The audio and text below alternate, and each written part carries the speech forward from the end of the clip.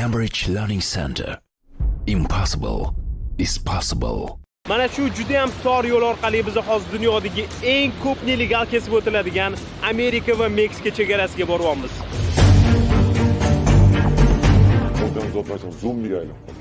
Amerika desa bo'ldi, ona ham, xotin, bola chaqa ham hech bola ko'rib ko'rmas. 3 marta qaytganman, 2 marta qamalganman. Mashinaga o'tiraman, samolyotga o'tiraman, Amerikaga kirib ketaman deb o'ylayman. 2000, 3000, 5000, 10000 dollar jo'nataman. Hammasi bo'lmagan narsa. Yugurlarning chegarada. Yonimizdan shuna politsiya kelyapti. Shuna pistolet tarab. O'sha vaqtda birinchi marta o'qda ovozini eshitganman. Bu yo'lda bilib qo'yinglar, 10 ta odamdan 8 tasi aldiydi. Telefon qilyapti, 60 ming uchta ular chiqarmagan, tushunasizmi? Pulim bor degani bo'ldi, uje Amerikaga keldim degani emas ekanda. O'zing borib olding-da, biz borsak endi Amerikani puli tugab qoladi-da, senga pul qolmay qoladi degan gapni qildi-da. Mayli onam tirik, lekin bu taligini onam o'tib qolsa javobga. Anu shaxmatda shax-i mat deydi, bo'ldi. Shoh-i motsiz deb bo'ldi aka. Darvoza ochilyapti. Amerikanskiy kinolar ko'rasiz, anu qamoq kirib keladi, bitta ochadi, o'rtada basketbol o'ynashadi, kachatsiyalar qilishadi. Shunaqa qamoqda tushunasiz. Orqamdagi zanglagan 10 metrli devordan oshib o'tish millionlab insonlarning orzusiga aylangan. Chunki bu chegaraning ortidagi hayot umuman boshqacha.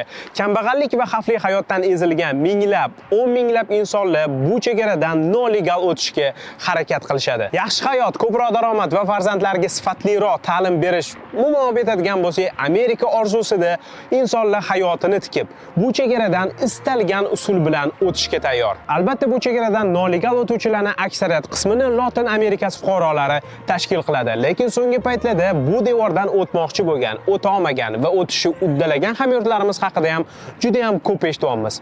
Xo'sh, nega hamyurtlarimiz bor bisodini berib, hayotini garovga qo'yib bu chegaradan o'tishga tayyor? O'ta olmaganligi nima bo'ladi?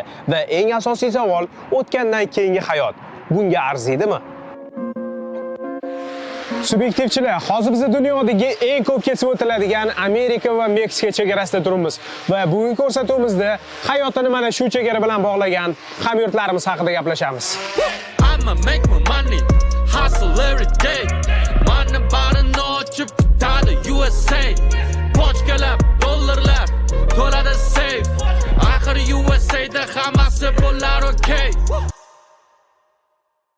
Ozgina pauza qilib bitta narsani aytib o'tmasam bo'lmaydi.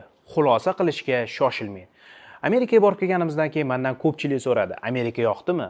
Qalay ekan Amerika? Qani endi bu savolga bir og'iz gap bilan javob berishni iloji bo'lsa.